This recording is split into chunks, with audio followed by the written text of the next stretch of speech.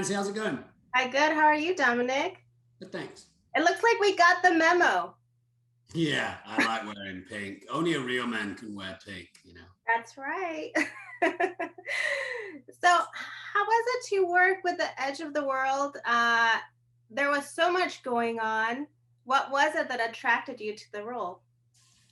I like that part of the world, you know. I've traveled to Southeast Asia probably between 8, 10, 12 times maybe. I worked with the orangutan orphanage in Sumatra. So I've been to Borneo quite a few times as well.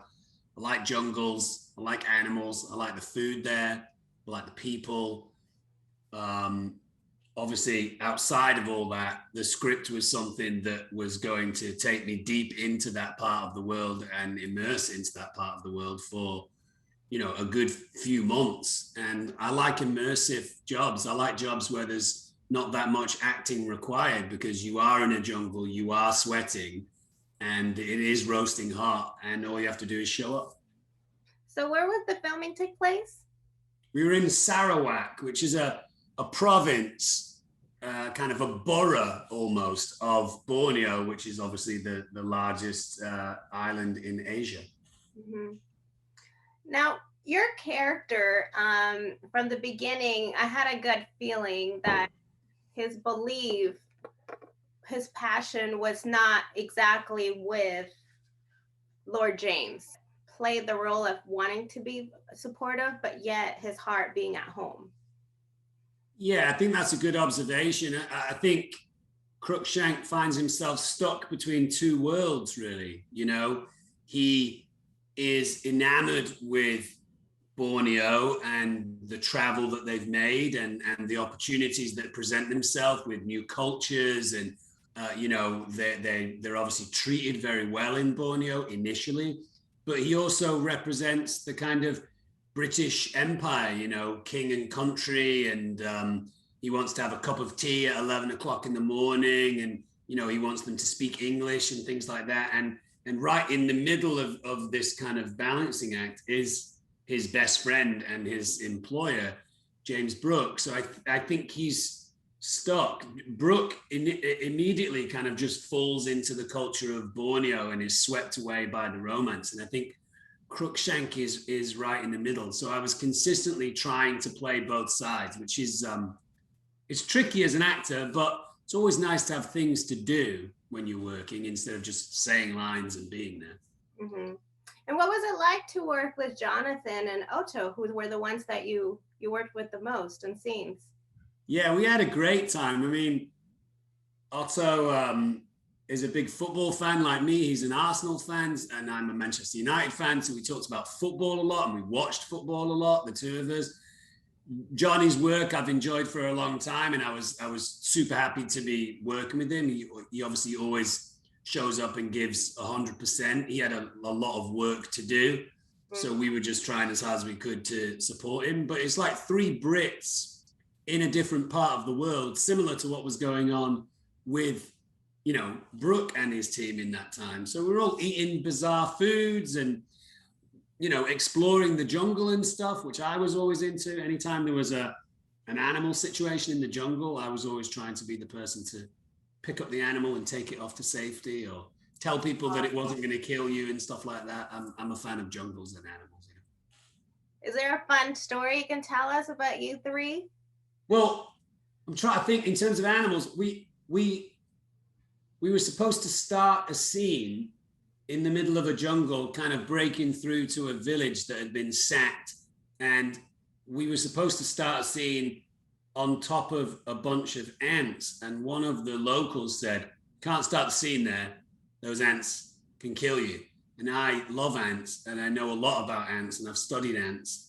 And I had a nature show for years, and some of the episodes that we did were about ants. And there is no ant on the planet that can kill you. So I said, no, they can't kill you. And the local was adamant, no, they can kill you. They can kill you. These things, if they sting you once, they can kill you. So I picked up these ants and I just let them walk around in my hand. And I was like, look, they're not interested in stinging me. And even if they do sting me, it's not going to kill me. These are just ants, you know? So we took a few steps off into a different direction and started the scene. But I was astounded that one of the local actors had one of these crazy myths in their brain that, you know, ants can kill you, which is just not the case, you know. Wow, okay, I didn't know that. I was starting to think maybe it was true. No, there's ants that can really give you a nasty sting. You know, there's like army ants and bullet ants and bull ants. They can give you nasty stings and nasty bites. But in terms of killing you, it just doesn't happen. Mm-hmm. What is one of the scenes that you found pretty challenging, being based on the atmosphere, the gear? You said, you know, it's just hot, kind of like uncomfortable. I was very unwell the first day of filming for me.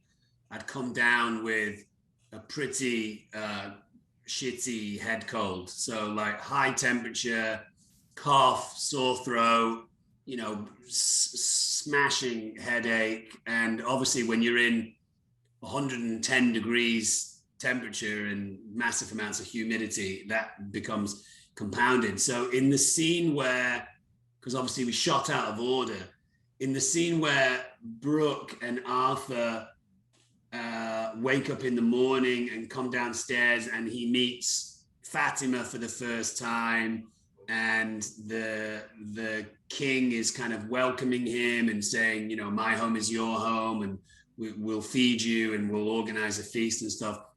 I could barely move.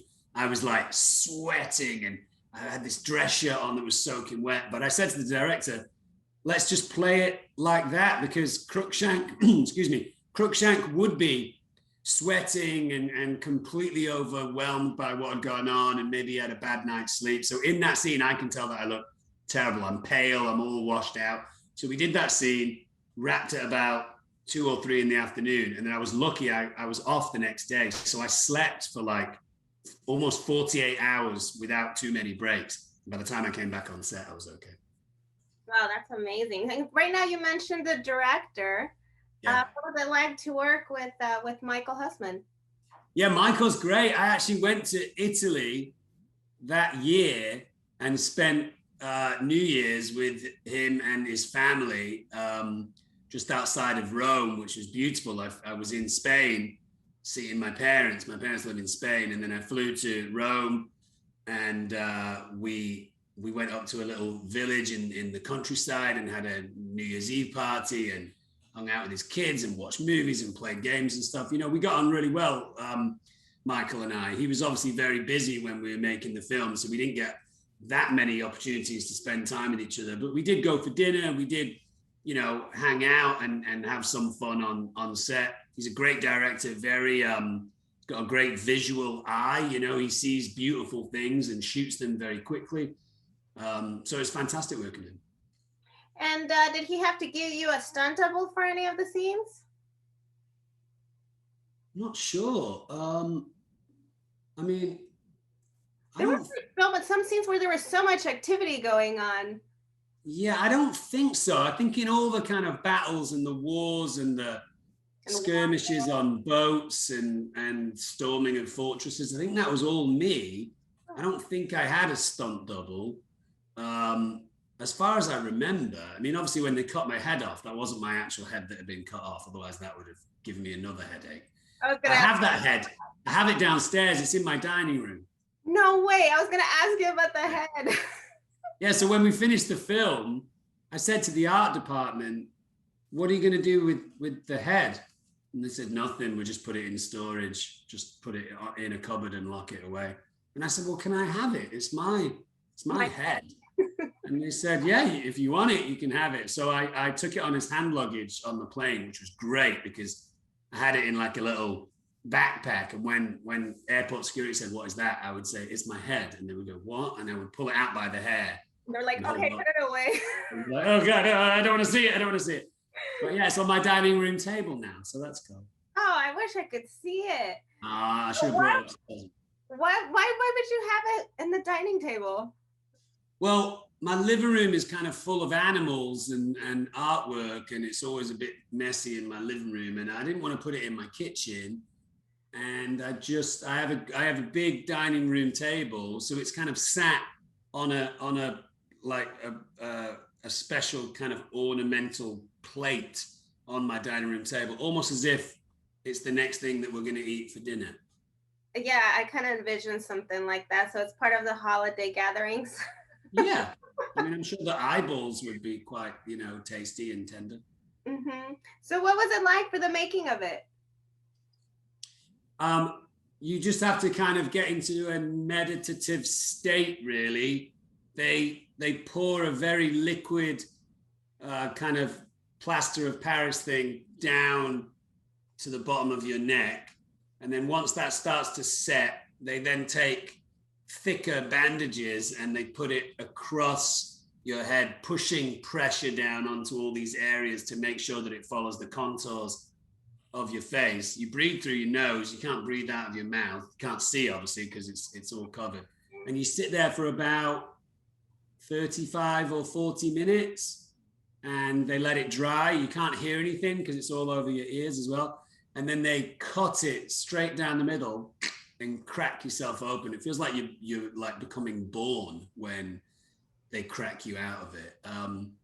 It's fine. I wouldn't necessarily describe it as a pleasant experience. The first half an hour, I just kind of meditated. But then in the last 10 minutes, you just wonder if people have forgotten about you because you can't hear anything. You can't see anything. You know, I was reaching out to touch people and there was no one there, it felt like. So, yeah, it was kind of bizarre. Yeah, it doesn't sound fun. Yeah, you know, it was an experience. You know, I'd done it before. I did it for Lord of the Rings, so I'd had the experience before. You know, but yeah, it's if you have any issues with claustrophobia, it's an issue. Okay, all right. And can you talk a little bit about a couple more of the scenes that you enjoyed filming? Well, I mean, I always liked filming with Johnny and Otto and SHAHEIZY, who plays Sabu. Kind of Johnny's local assistant, you know, the kind of local guy who speaks the native language and stuff. We just all got on really well, and obviously with him being much more local as an Indonesian actor, he could take us out for dinner and recommend stuff and order it in the native tongue, you know. So I think just spending time with the boys in the jungle and, you know, finding creatures and trying to avoid the sun was probably my favorite moments. And then exploring Sarawak, which is a really fun city. You know, they have like a nice little cafe and bar scene and the whole crew is out most nights. So I think those were the special moments. I remember Otto and I rapped one day, and instead of just rapping and going home, we like rapped and then ran into the sea. And we like swam in the sea for like half an hour. And then we came out and got changed and left. And you don't get too many opportunities to do that, you know. That's true. Yeah. And speaking of Otto, I mean, you got to work with an actor that kind of, in a way, he plays in the film an Alex writer, you know, trying to like investigate and try to like get help. Right. Yeah. I think his character eventually takes the role of Johnny's character in history. So he's constantly watching, constantly working out, you know, is his cousin making the right decisions? And ultimately, you know, he ends up becoming the new Raja of that particular part of the world. So I think Otto's almost like, you know, the next in command. So he has to kind of watch what Johnny does and try and copy him in a way. So there is like a little bit of investigating going on and sleuthing going on, you know. But yeah, we had a lot of fun, Otto and I. Like I said, he's a big football fan. He was watching Arsenal, and I was dragged along to some Arsenal games, and then I dragged him along to some Manchester United games, and we went off for weekends every so often, exploring jungles and having fun and stuff. It was great. Great. So to start wrapping up, is there something you can share that we'll be seeing you in or potentially working on? I just launched a podcast with a friend of mine from Lord of the Rings, because, you know, the world needs another podcast. We're currently number one in the world, which is pretty cool. It's called The Friendship Onion. Congratulations. So you can, oh, thanks. You can get that podcast anywhere that you find your podcast, whether that's, you know, Spotify or Apple Podcasts. It's basically, you know, my friend Billy and I from Lord of the Rings sat around sharing secrets about those movies and also just life in general. So that's kind of keeping me busy right now. We did another episode yesterday, which will be fun. Fun. And right now you mentioned Lord of the Rings, but we've seen you in so many roles. If you had a chance to relive one role, which one would it be? God, I don't know. That's a good question. If it's just one. Sure, you could say two. Say again? You could say two. I mean, it's tough, man. I mean, I don't know if I would change anything about my experience on Lord of the Rings because it was pretty perfect. So I don't know if I would want to relive that, but maybe Lost. There might be a few things that I would do differently on Lost. Yeah, we'll say Lost. By the way, it left me with so many questions, that ending of Lost. Did you share the same? I didn't see it. I don't watch the stuff that I do, you know, so I didn't see it. You don't watch any of your projects? I watch them once to make sure that they're not embarrassing and I know what I'm talking about. And then no, I don't watch it because I just spend all my time thinking, I could have done that better, could have done that better, could have done that better, could have done that better. Oh, you're your harsh critic. I just think that's art. I think that's what happens with art. If you create a piece of art, it's never finished. You can always change it, improve it, go in a different direction. So I don't necessarily feel that I'm like a hypercritical, insecure actor. I just think that's the thing about creating a piece of art. It's never done. So I constantly just look at my work and go, yeah, that was okay, but you could have done it like this as well, and you could have done it like that, and you could have done it like this, you know? So. Well, acting is an art, so that leads me to another question. What kind of art, what kind of roles would you look forward to playing in the near future? I always just like playing different characters, you know, like I'm drawn to things that allow me to do different things, you know, so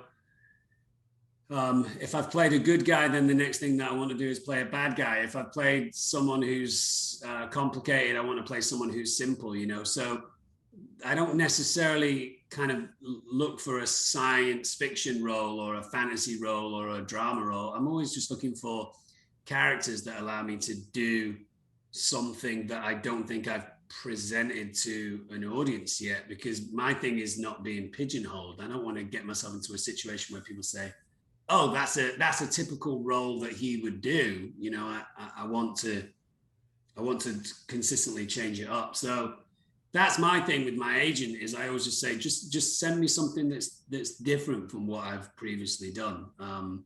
So who knows what will be next? We'll see. Great. Well, thank you so much for your time and discussing this new project of yours. I was happy to take a break from vacation to speak to you. Cool, thanks, Nancy. Well, I love the lamp behind you. That's epic. So where are you on vacation? Right now I'm in Florida. I'm actually in Isla Mirada near the Keys in Florida. Oh yeah, okay. Yeah, I filmed there, Florida Keys. Very cool. Worked with alligators down in Florida. That was fun. I haven't gone to the alligators yet. Louisiana is going to be next, so that should be interesting. Well, have a great vacation. Thank you so much. A pleasure again to speak with you, and good luck in your future projects. And thanks, Nancy. You too. Thank you. See ya.